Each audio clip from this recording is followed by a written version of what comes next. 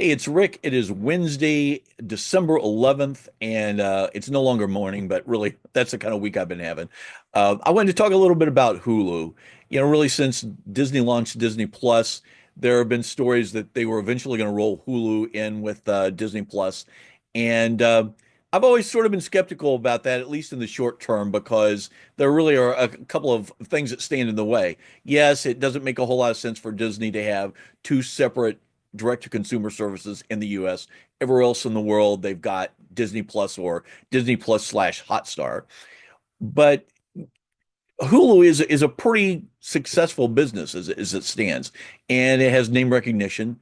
It has a very different business model than Disney Plus. I mean, it's people primarily think about it as, yeah, there's some originals, but it's next day viewing, and then there is the add-on Hulu Life TV platform, which, yeah, I don't know that you could call it necessarily successful any more than any of the other virtual cable systems are successful, but it is a thriving business. It's bringing in revenue, and rolling all of those disparate parts into Disney Plus would be challenging. And that's really one of the things that has always made me think, I don't know that they're going to do this anytime soon. The other side is a lot of the deals that Hulu has, it's not clear to me that they would be able to shift all that stuff to Disney Plus. They have a pretty significant deal with Crunchyroll. And when I talked to someone at Crunchyroll about this about 7 or 8 months ago, their response was, "Well, we look forward to a continuing long relationship with Hulu," which really didn't tell me anything.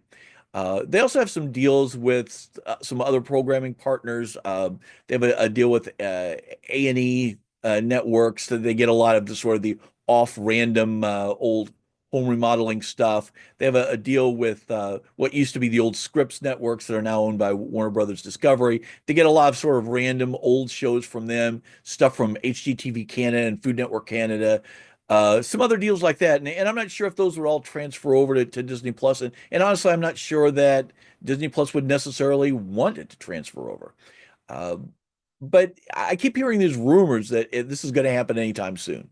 Anytime this is going to happen. I heard from someone else yesterday who said, "Look, I was told that they're adjusting their content stuff over at Hulu in preparation of shifting over to Disney Plus." And yeah, I heard from someone who works there basically saying, "Look, we're being told this is happening anytime."